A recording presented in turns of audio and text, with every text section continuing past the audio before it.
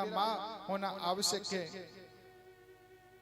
बालोस्मि वतः नाम महामनेस्त्री गर्भस्थं व्रतम नूनम वेदम भवान यस्या सुदुर्लभम मनोरथ। दूसरी स्त्री के गर्भ से तूने जन्म लिया है, इसलिए इस मंच पर बैठने के तुम अधिकारी नहीं हो। इस गद्दी पर तुम्हारा कोई अधिकार नहीं। जाओ पहले जाकर के परमात्मा का भजन करो, फिर मेरी कोख से जन्म लो, उसके बाद में इस गद्दी पर बैठना। आज सुरुचि ने भगवान से भी बड़ा, परमात्मा से भी बड़ा अपना गर्व बना दिया। साध्य और साधक, साधन और साध्य दो वस्तु होती है।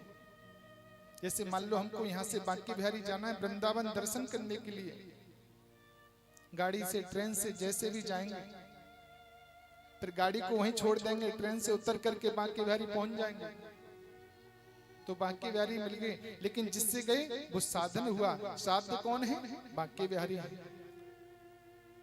आज सुनती कहती है तुम्हें मेरे पहले परमात्मा का भजन करो, फिर मेरी कोख से जन्म लो। इसका मतलब क्या हुआ? बोले भगवान से भी बड़ा सुनीति का, सुरुचि का गर्भ हो गया।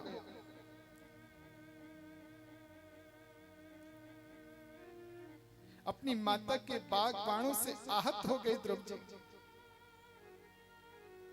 जैसे सर्प को सोते हुए कोई डंडे से प्रहार कर दे, सर्प भूल नहीं सकता, वैसे ही द्रौपदी जोर जोर से श्वास लेते हुए जोर जोर से श्वास चढ़ रहे हैं और दौड़ करके माता सुनीति के पास में आए। परम आदरणीय सुखदेव जी महाराज कहते हैं, राजन माता सुरुचि ने केवल ध्रुव जी का ही अपमान नहीं किया, या भगवान का भी अपमान किया।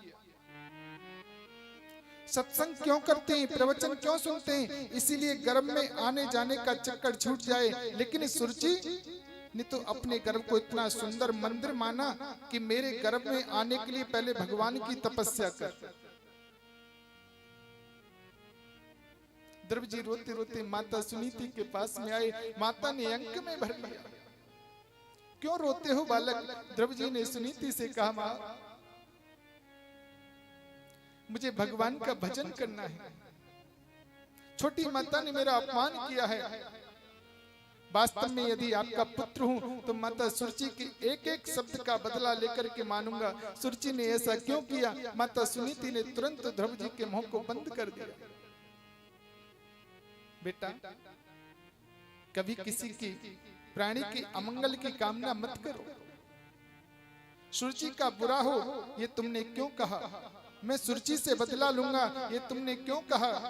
अरे वत्स, संसार में जो कुछ भी लोग प्राप्त करते हैं अपने प्रारब्ध के द्वारा प्राप्त करते हैं। जहां तक कि गलती का सवाल है बेटा, एक नहीं तुमने दो दो गलतियां कर दी। पहली गलती तो तुमने ये की कि तुम मनुष्य बने हो। तुम्हारा कर्म तो एकदम देवताओं के समान है। तुम्हें तो किसी देव योनि में जन्म लेना चाहिए था। यदि तुम मानव बने हो तो दूसरी गलती की कि मुझ दुर्भागा के गर्भ से तुमने जन्म लिया। अगर सुरुचि के गर्भ से जन्म लिया होता तो निश्चित रूप से तुम्हें गद्दी पर बैठने का अधिकार मिल जाता।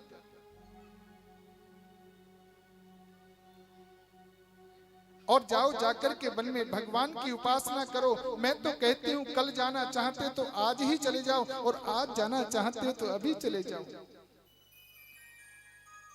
बेटा नारायण के चरणों में प्रेम होगा कि पुत्रवती युवती जग सोही, रघुपति भगत जासु सुत होई। वही मां वास्तव में पुत्रवती है बंधुओं। वही मां सबसे बड़ी पुत्रवती कहलाने की अधिकारिणी है, जिसका पुत्र रघुपति के चरणों में प्रेमी हो जाए। मेरे लिए इससे बड़ा सौभाग्य क्या हो सकता है? तुम कल वन जाना चाहते तो अभी चले जाओ, आज ही चले जाओ, इसी वक्त चले जाओ। ध्रुव जी कहते माता परमात्मा कहाँ रहते हैं? सुनीति ने कहा वो हर जगह रहते हैं। महाराष्ट्र में एक बड़े संत हुए महाराज, तुकिया जी महाराज। संत तुकिया जी ने एक बार, संत तुकिया जी घर से निकले, किसी ने उनसे प्रसंग किया कि परमात्मा कहाँ रहते हैं। तुकिया जी ने आकाश की ओर देखा और उनके मुख से कुछ पंक्तियां निकल पड़ी कि हर देश में तू, हर भेष में तू, तेरे रूप अनेक तू एक ही है। बाबा गोस्वामी तुलसीदास जी महाराज श्री रामचरितमानस में लिखते हैं, हर व्यापक सर्वत्र समान, प्रेम से प्रकट होए भगवान। भगवान तो सर्वत्र वास करते हैं। माता सुनीति ध्रुव जी से कहते हैं, बेटा परमात्मा सर्वत्र वास है, उनको खोजने का प्रयास करना चाहिए। तुम सीधे वन में जाओ, मुझे कोई आपत्ति नहीं। ध्रुव जी के मन में दृढ़ता आ गई, वन की ओर प्रस्थान कर लिया। लेकिन शास्त्र कहते हैं क्या कि गुरु बिन भवनिधि तरैन कोई, गुरु बिन भवनिधि तरैन कोई, गुरु बिन भवनिधि तरैन कोई, गुरु बिन भवनिधि तरैन कोई, गुरु बिन भवनिधि तरैन कोई। जो बिरंजे शंकर सम होई, जो बिरंची शंकर सम होई, जो बिरंची शंकर सम होई। शास्त्र कहते हैं बिना गुरु के भवसागर से पार नहीं हो सकते, चाहे वो ब्रह्मा शंकर के समान ही कोई ऐश्वर्यशाली क्यों न सही। तो गुरु भी श्रेष्ठ नहीं मिला तो परमात्मा नहीं मिल सकता। गुरु तो जीवन में श्रेष्ठ होना ही चाहिए। गुरु तो निर्मल अंतःकरण वाला मिलना ही चाहिए। गा कहते हैं अंधकार को, रू कहते हैं प्रकाश को। अंधकार से प्रकाश की ओर ले जाए उसको गुरु कहते हैं। जीवन में गुरु तो होना ही चाहिए। श्रेष्ठ गुरु मिले ये प्रयास करो। यदि आपको किसी गुरु पर नहीं मन जमता है तो हनुमंत लाल को गुरु बना लो। कोई आपको संसार में किसी पर आपका मन नहीं जम रहा तो हनुमान जी को गुरु मान लो।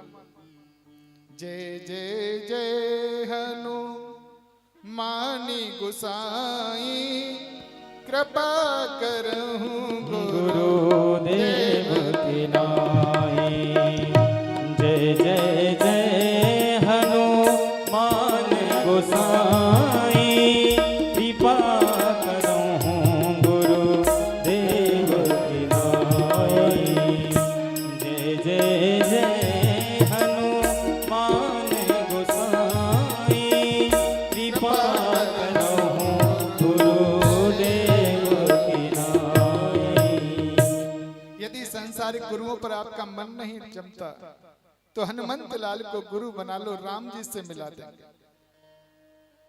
ध्रुव जी महाराज ने वन में संकल्प लिया जाने का, पर मेरा कोई गुरु नहीं, बिना गुरु के मुझे मार्ग कौन बताएगा।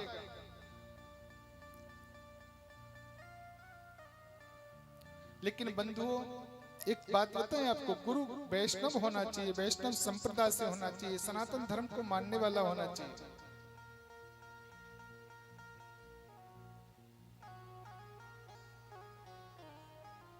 आज नारद जी आ रहे हैं सामने से। मैंने आपसे कहा था ना कि नारम ज्ञानम ददात इति नारद, जो ज्ञान देता है उसे नारद कहते हैं।